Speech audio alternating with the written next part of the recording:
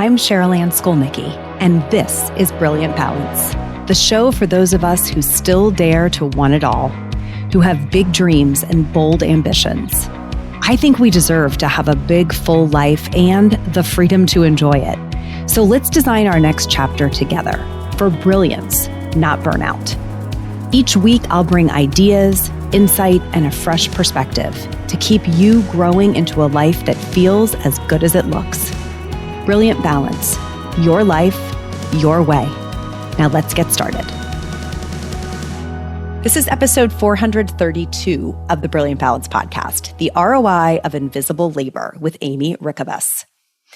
So listen, today on the show, we are talking about something that every woman does, but very few people actually measure. And that is the invisible labor that happens behind the scenes. And it shows up everywhere, at home, at work, shows up in our communities. And there's really no one better at showing the real return on that investment than my guest today. Aimee is an entrepreneur, she is an author, and she is a mother of 6 who wrote The Manage Her and hosts the podcast of the same name. Aimee is also the CEO of Tomahawk Information Solutions, a woman and minority-owned tech company where she's built an 8-figure business while raising her family and taking great care of herself. So in today's episode, what we're going to do is explore how this invisible work that women do, everything from running households to leading teams at work, translates into executive level skills. And really, I think it translates into strategic thinking and leadership and a lot of qualities that we don't always get credit for. So we're going to talk about how to make that value more visible, how to leverage it in your career, and even how to build a business that aligns with your life and your values. So Aimee, welcome to the show. Oh my gosh. Thank you so much for having me, Cheryl Ann. This is so fun. Thank you. This is going to be a delight. We've been warming up a little bit off camera, so I'm excited to get into it. So let's kind of start sort of at the beginning. I want to know what inspired you to write The Manage Her and focus on invisible labor specifically. So in 2020, I became the CEO of Tomahawk Information Solutions. My husband got really sick and I ended up pregnant with our 5th child and running 2 companies for a moment, all by myself. And I realized about a year later, after I came through the dust, 2 years, I think about in 2022, it hit me. I'd been doing it for about 2 years, and it hit me how much the correlation between running a house and managing the people and managing the systems and managing the capital of the house was the exact same thing I was doing with the companies, where I was managing the people and I was managing the systems and I was managing the capital. And I thought to myself, whoa, we're doing a lot more than nothing by being wives, mothers, running households. Like, we are for sure the CEO of our house. Mm-hmm. We are doing executive level thinking on a daily basis. I recently heard that a mother makes 1,000 micro decisions a day. I believe it. In the meanwhile, she is interrupted approximately every 3 minutes. Yeah. Now, imagine a high-level CEO, a CEO of $1 billion company trying to work under those kinds of circumstances. Right. I was on a call with another group that I'm in, and there was a man, and he said, "I have decision fatigue." What should I? Hold my beer. Right. I thought to myself, I can't believe a man is saying this, because he has no idea how many decisions a woman has to make in a day, from everything from like what pair of socks your 3-year-old's going to wear to, and on and on and on and on and on. What goes in their lunch? What are they having for breakfast? I mean, for multiple people all the time. For him, I said, probably add some lion's mane to your breakfast drink, because you probably just need to work on having a little more strength in your brain power. Because I think that's one of the things we can lean on as we run through this experience of being working moms. Yeah. We need to support ourselves. We need to support our mental strength. Yes. So you had this insight because you were doing it in sort of a torture test environment, running 2 companies, raising these children, dealing with a pregnancy. And then I got pregnant again. Yeah. Oh my gosh. So I actually, while I'm doing this, I got pregnant in 2020 with Indy, who's now 5. And then I got pregnant again in 2021 and had Paul in 2022. He's 3. Good. So while I'm in the torture test, I am dealing with pregnancy, dealing with childbirth, dealing with postpartum. Yeah. That's a And lot. all of these other children, raising all of these other kids at the same time, but realizing that time management is one of those big things that can save anyone if you do it with intention. Yeah. And I think what's so interesting is that you translated this into there being a return on that invisible labor. That if we characterize all of those decisions about the 3-year-old socks and which mustard that 8-year-old likes, knowing all of that information and keeping the household running, which so often is the woman. I want to always be careful. Like, I know there's households where it's a man who's the default parent. But whoever is the default parent, often mom, right, is carrying all of that invisible load and doing all of this work that's kind of just keeping the trains running on time, right? What you found is there's a return on that. It's actually a training ground for certain specific skills. What are like 3 or 4 of the skills that you think women are building by doing that work? For sure, number one is your emotional intelligence. Women, you are honing your emotional intelligence when you are working with nonverbal people. Imagine what we're doing. Sure. We're trying to understand exactly what this person means when they can't say anything at all. Mm-hmm. And we're trying to discern one cry from another, and we can do that. Mm-hmm. Oh, he's wet. He's hungry. He's tired. I can hear other people's babies and know what they need because I've had so many. Right. But, so our emotional intelligence really gets honed. And the more children you have, the more I think it develops our innate emotional intelligence. Sure. And at some point, you're doing it simultaneously. You're reading the room of, in your case, 6 children who all might need something different at the same time and being able to it's like triage, right? Who needs it most and what do they need? And how do I not offset one with what I'm doing with a different kid? Absolutely. Similar to employees in some ways. Your spouse as well. And so when you're working the same thing, I found working, also I learned how to say no when I was a mom. Mm-hmm. But when I was a younger entrepreneur, I've been an entrepreneur since I was 22, and I didn't have my first born child till I was 30. I can say the one thing that motherhood has honed is my ability to say no. And it is a wonderful and powerful thing in business to be able to say no when something doesn't suit, when it doesn't work for you. It's a fabulous tool. Absolutely. That you lean on, but it's something that you now have. And I think the other thing, 3, would be having that sense of, I need to protect this company the way I protect my family, because this company takes care of not only my family, this company takes care of all of my employees' families. Mm-hmm. So when I make decisions from a leadership position, I feel like I'm coming from a place of deep empathy and love for all of my employees, with the deeper understanding that this company has to provide for them, and I have to make decisions that are going to protect the company as a whole. Yes. And sometimes that means I have to fire somebody because they're endangering the wholeness, the safety of the entirety of the company. Mm-hmm. Because those kinds of things used to be very difficult for me. But as I've honed into this mother entrepreneur, it has really changed the way I look at everything. It's really allowed me to see the bigger ecosystem. Yeah, for sure. As I was prepping for today, I was thinking about my experience as a mother and what are some of the skills, like hard skills, that I think you practice over and over again, maybe without them ever being called that. And project management is definitely one of them. The complexities of something like planning a family vacation or, getting a kid prepared to apply to and be accepted to college. Like, those are projects that you're running in your personal life, multiple steps, milestones, key dates, and deliverables that, and there's different stakeholders involved that you really do have as like a training ground for the exact same thing you might apply at work. And I was also thinking about problem solving and how often there is like what would have to be true? How are we going to make this happen? How are we going to get through this? Like, we have to find a way, right? And we have stakeholders at play. And that constant problem solving under time pressure feels like something that's happened a ton as a parent.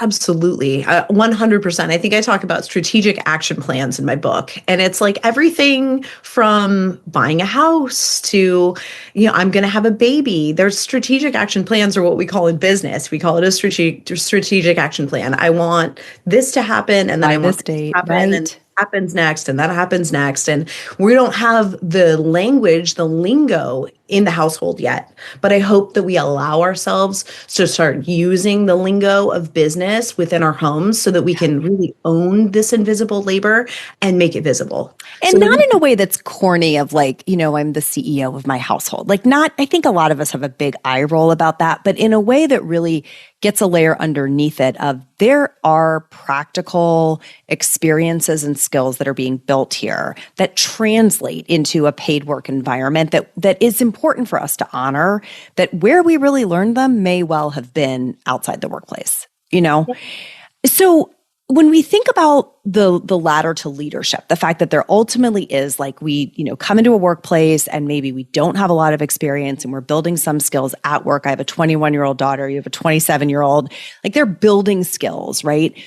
How can they, and then us even as we're older, really like get credit for or articulate what we've learned outside the work environment inside work? Right? You have this whole like metaphor of success as a garden. Can you talk a little bit about that? Okay, so I have interviewed so many women. My next book is kind of about human potential. And what I really realized is women who bought into the idea that life was a ladder. And I'm just going to keep climbing to the top. I'm going to climb, I'm going to climb, I'm going to climb. I'm going to wear myself out. I'm going to exhaust myself. I'm going to have toxic resilience. I'm going to get to the top. By the time they get to the top, they're sick. They can't go on. They have nothing left in the tank. They're all alone. And they are unhappy. And what I realized that for women, I don't know if it's for men as well, but I certainly find for myself, life is more of a garden and we need to tend the different patches in our garden of life. We have to honor the seasons as well in our garden. And you don't, the farmer doesn't farm the entire farm at once. He rotates his crops. And I think that's one of the things that we as women need to honor in ourselves is finding that ease and that grace of understanding that we don't have to do everything at one time. Yeah. I love that. I want to stay on this for a second because in a program that I just released, we talk a lot about honoring the season you're in and knowing, I think for a long time, I believed we should always be in a season of growth. Just that was my goal. I was going to be growing up and to the right all the time. And of course, you live enough life, you realize that's not how it works. And I think just being very transparent about that and helping women who are listening today honor the fact that your seasons change sometimes rapidly, right? It isn't like, the seasons of the year or even the seasons of life. I'm talking about things that can pivot on a dime where you have to be attentive to when that season shifts so that you can sort of turn your attention to what truly requires it. So I love that that's baked into your work is this notion that you cannot do everything at the same time. Different things will require attention in different ways in different seasons. And how does it shift the way women think about careers and maybe even personal lives? Well, I'm hoping that we as women, and this is one of the big things for me, I talk about it in my first book too. I think that I had I was doing a documentary in film school, and I did a documentary on women in film, and it was on Amy Holden Jones. And I was interviewing a man named Haskell Wexler, who's a cinematographer. And he looked at me and he said, Amy, I think that what's really important is that women need to learn how to tell stories and make films in a woman's way and stop imitating men. And I carried that with me in my life, in all of my business, as a question that I always pondered to myself. Am I imitating a man right now? Am I pushing too hard? Am I doing this in a way that's inauthentic to me? And I think what I've really found is if I stay in my ease, if I stay in my grace and kind of try to just stay in a flow state rather than a push, trying to push things where they don't belong, that there's more longevity to the things we can do. And your success is a little more smooth. Mm-hmm. It can happen a lot easier than we have been taught by, imitating something that we aren't. So I'm trying to find that. Yeah. So like what I'm hearing you say is less linear push, like push forward, climb a ladder, and more like flow. More of a move to kind of honoring what feels resonant and aligned, and then trusting that that path may be winding, but it actually may be the thing that's the most true to what's going to feel good to you and what's going to allow you to be the most authentic to yourself. And I love that. Like same, right? I mean, I really love that. Did you know that beyond hosting this podcast, I also directly support women leaders at the intersection of work and life? As a member of BOLD, you get direct access to me, the women on my team, and a peer group of exceptional women who are rewriting the rules and redefining what it means to have it all together. Go to brilliant-balance.com/bold to learn more and apply for your spot today. I want to go back to this idea of invisible work and the fact that there's so much that we step up to do at work, at home, that's like the fabric, that's connective tissue, it's keeping everything running, and we're not necessarily honoring how much time and energy it takes. And it can be taking us away from things that are maybe more visible, that kind of give us more power, give us more prestige. Like, can you talk a little bit about that, about how that can really get in our way? Yeah. So this has been one of the really big things for me in the last couple of years, as I've had to have more production. So I had to be honest with myself about what I was doing. And I actually had a therapist who said, Aimee, I want you to write down everything you do in your house. And I thought, I can't even. No, you don't want me to do that, right? Really? Seriously? I mentioned I have 6 children, right? Yeah. Okay. That's a lot. So, but I realized what I needed to do was bring the subconscious doing into my conscious mind. Yes. Because at that point, you can kind of make better intentional decisions about what you really need to do. And then for me, I come from an IT background and I work in digital transformation for big companies. And so now what I'm working on is automating things that I never even saw as work that I was doing, like making sure there was toilet paper in my house. It was just always kind of running in the back of my mind. But can I set that up on Amazon and just get a subscription for toilet paper and just not run out of toilet paper? Is that a possible, thing for me? Yeah. Will that help free up my time and my mind? Yeah, yes. It will. So it's like, it's more than just our time. It's how can we free up that mind share so that we can be more productive in the areas of our life that we want to be productive in? Like, can I spend more time with my kids? Can I spend more time writing books? Can I, spend more time with my husband? That's been a big one for me in the last month or so. Mm-hmm. But I think that we have to get honest with what invisible work we're doing, where it is, and really bring it up to a conscious level, because it really is living in the subconscious part of our brain right now until you I could not agree with you more. And I think that because of that, we aren't even pausing long enough to double click on, does this need to be done at all? Do I need to be the one who does it? Like, is there a way to automate this or do it faster? We're not even thinking, we're just sort of on autopilot doing the thing the way we've always done it, right? Yes. Or the way our mother always did it. And I think that purposeful pause to just assess the situation and go, I've told this story before. I don't know if I told it on the podcast. I've told it to coaching clients of, I could not remember to take the stupid coupons that the store sends you. Like, our grocery store here is Kroger. They send you these very high value, sometimes it's like $20 off, right? Coupon. And I'm like, I am dumb if I can't use this thing. And I could not figure out how to get my butt in the store with these coupons in hand. So finally, I stopped long enough to think. And I was like, where they have to live? They have to live in the reusable bags, because the reusable bags are making it in every time with me. So when the coupons come, I go right out to the car and I put them in the reusable bags. And then I never show up at that store without the coupons with me. Okay, now we could go on for 2 hours about how I could make this automatic ordering and I could do all my whatever. I like to go to the grocery store. But those pausing long enough to think about, where can I further optimize, right? Mm-hmm. Your toilet paper example, like that was me with coffee. Why do I not have this on auto ship so we never run out of coffee, right? Just those things have to become conscious for us to improve them. And it's like, if they don't move through the level of consciousness, if they stay invisible and almost like we're half dead while we're doing them, we don't even know we're doing them. We're not giving ourselves any credit. We can't optimize. Exactly. Yeah, brilliant. I feel like we're in the time of massive optimization for women. 100%. If you choose to optimize your life, you are in the perfect moment to be doing it.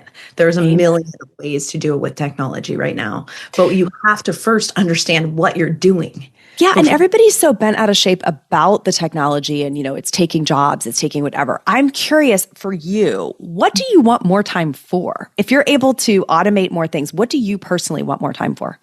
I just wrote my second book. So It's a good for one. me, honestly, since I started automating a lot of the things in my life, I've had a lot more time to write and podcast. I've been 9 months doing my show now, and I can't believe that I'm finishing my second book already. And for me, I wanted time to leave a bit of a legacy for my daughters. This is for them. I dedicated my first book to Indy and Hannah. And my second book, I really want, it's for them, but I really wanted to tap into this idea of human potential beyond the female, for all of my children. I wanted to take some time that I have left in this lifetime to do something that was a legacy piece for them. And so I feel like I'm now 47, and for me, I want to work on my legacy. In Yeah. my spare time, I want to do the charity work that I want to do. I want to write the books, and I want to go out and be a voice for women and help women make this transformation and optimize their lives instead of just being afraid of technology. The technology's here. I wanted to fight the internet. I wanted to fight cell phones. I really did. I was not down with either one, but I'm realizing that this technology is here. It's not going to go away. And the sooner we can actually learn this, stop being afraid of it and learn this technology and use it to implement in our lives so that we can actually free ourselves up. Because I don't think women realize how much time and mind share has gone into the invisible labor. Right. I think that we've been on autopilot. People say it is what it is, and they're not stopping to think about, could it be different in any way? Yeah, I agree.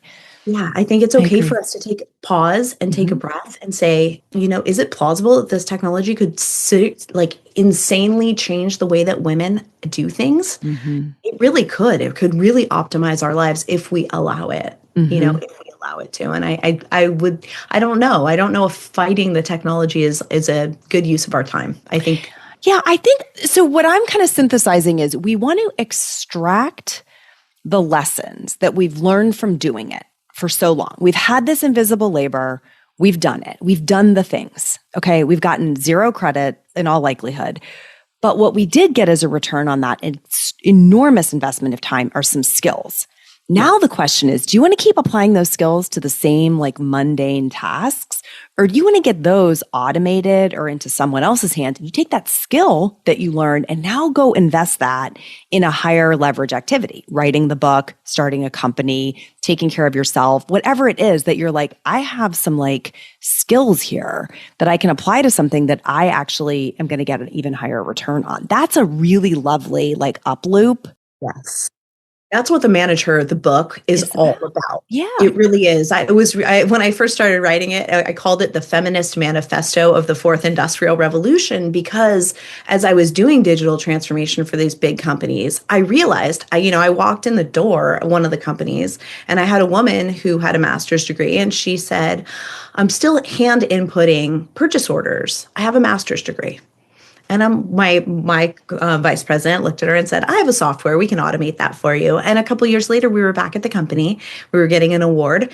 And she came up to us and said, I now have more time and more mind share. And that was what really sparked that part of the book, where I really realized that this technology is about a lot more than the robots taking over the world. Right. This technology actually could have a huge impact on the way of women's freedom and time. That's the thing, is that what is on the other side of that is freedom to truly enjoy and embrace this one and only life that you have, and to decide, where am I going to apply my only finite resource, my time, like you and I talked before we started recording. Where am I going to pour my energy, right? And where am I not?